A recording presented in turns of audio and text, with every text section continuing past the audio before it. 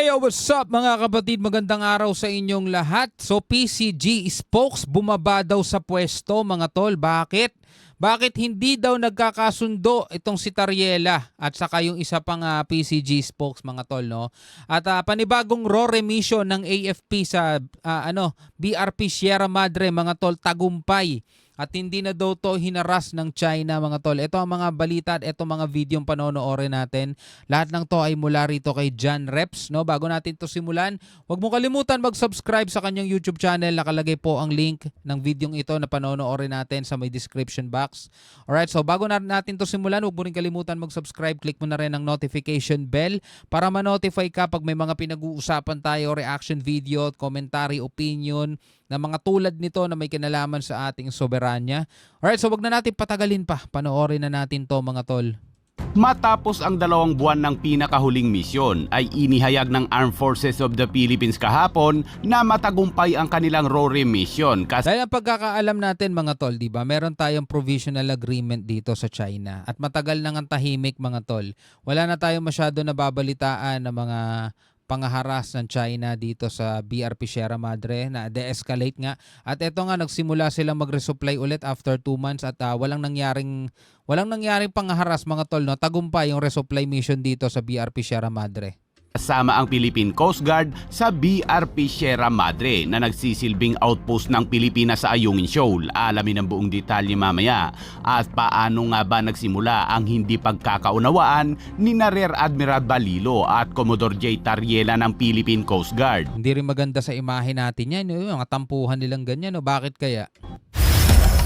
Ano kaya yung mga hindi nila pinagkasunduan?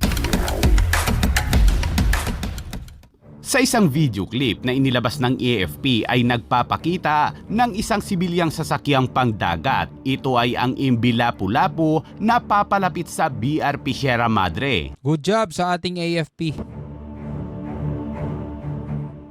Ayon sa tagapagsalita ng AFP na si Colonel Francel Margaret Padilla na ang AFP at Philippine Coast Guard ay matagumpay na nakapaghatid ng mahahalagang supply. Sinabi ni Padilla sa Philippine News Agency na habang ang barko ng Pilipinas ay papalapit sa Ayungin Shoal ay mayroon umanong presensya ng mga sasakyang pangdagat ng China.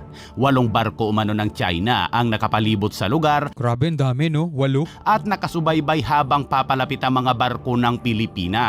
Ngunit wala umanong banta mula sa mga barko ng China kaya't nagawa ng AFP at Philippine Coast Guard ang misyon at mapanatili ang kanilang presensya sa shoal. Dahil nga sa dahil nga doon siguro sa provisional agreement na yun, na kung natatandaan nyo, di ba, nakipag-meeting ang DFA natin doon sa kanilang counterpart ata dito naman sa China at nagkaroon nga ng agreement.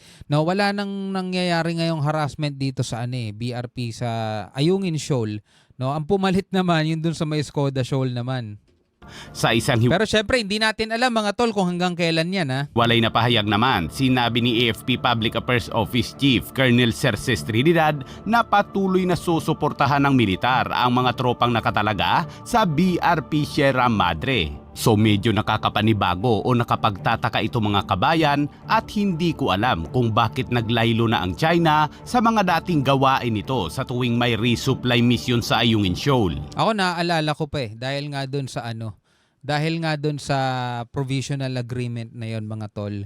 Ang sabi pa nga sa mga nakaraang report, ang usapan lang, ang napagmitingan lang, isa Ayungin Shoal lang. 'Di ba? Hindi kasama yung ibang bahagi ng West Philippine Sea. Kaya nga tingnan nyo, patuloy yung ginagawa nilang pangaharas dito sa may Skoda, Sabina Shoal at sa iba pang bahagi. Kasi nga, ang napagkasunduan sa Ayungin Shoal lang, di ba? So eto, walang nangyaring pangaharas dahil nga dun sa agreement na yon. Hindi natin alam mga tol yung pinakadetalye nun kasi hindi naman nila isinapubliko Basta sa Ayungin Shoal lang yon, no? Hindi kasali yung ibang bahagi ng Pilipinas. Ay ng West Philippine Sea. At sa ibang balita naman mga kabayan, nagretiro na bilang tagapagsalita ng Philippine Coast Guard si Rear Admiral Armando Balilo matapos sa mahigit 2 dekada ng serbisyo. Siya ang tagapagsalita ng Philippine Coast Guard mula noong 2003 at nagsilbi siya sa 19 na commandant ng Philippine Coast Guard. Tagal na rin Pero mga kabayan, alam mo bang si Rear Admiral Balilo at Commodore J. Tariela ay matagal nang hindi magkasundo at nag-iilaga ng mga ito? Ito ay nagsimula noong inalok ng China na tulungan ang 8 mangingisdang Pilipino matapos sumabog ang makina ng kanilang bangka sa Baho de Masinloc.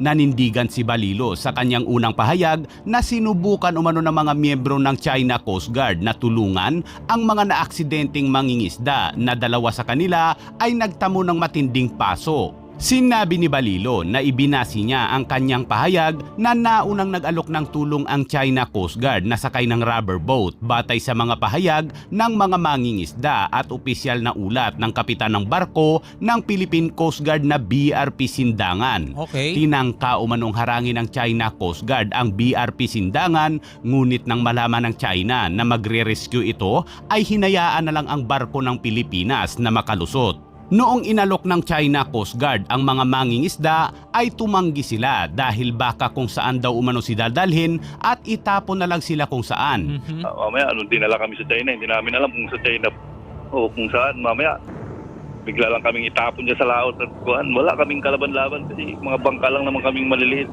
At yan ang isinumiting report kay Philippine Coast Guard Chief Admiral Gaban at ang report na isinumiti din sa Presidente. Ngunit taliwas ito sa salaysay ni Tariela kung saan sa isang panayam ay sinabi ni Tariela na ang Philippine Coast Guard vessel na patungo na sana upang iligtas ang mga sugatang mangingisda sa Baho de Masinloc nang mapansin ng China Coast Guard na mabilis ang takbo ng Philippine Coast Guard na BRP Sindangan ay dito na humarang ang barko ng China Coast Guard at gumawa ng delikadong maniobra at harassment. At yun anya ang dahilan kung bakit natagalan bago makarating sa kinaroroonan ng mga mangingisdang Pilipino. So magkaiba sila ng report, no? Nanindigan si Tariela na ang Chino ay hindi umano nag-alok ng tulong o tumulong sa pagligtas. Well, anyway mga kapatid, pagdating sa bagay na ganyan, since wala naman tayo sa pangyayaring yan, depende na lamang sa atin o depende na lamang sa inyo kung sino sa dalawa ang inyong paniniwalaan mga tol. Yung report ni Balilo o report ni Tariela mga tol. Pero syempre, yung mga mismong mangingisda ang magsasabi kung sino ang unang nag-alok ng tulong o kung sino unang dumating. Diba? Kasi sila yung mismong nandoon eh. Diba? At walang halong politika yon mga tol. Kasi sila mismo yung nandoon. Balilo added the China Coast Guard also launched 2 rigid hull inflatable boats and offered to help rescue the 8 fishermen. But PCG spokesperson for the West Philippine Sea, Commodore J. Tariela, said the China Coast Guard deployed their boats not to assist the PCG but to supposedly obstruct and hinder efforts in rescuing the 2 injured Filipino fishermen.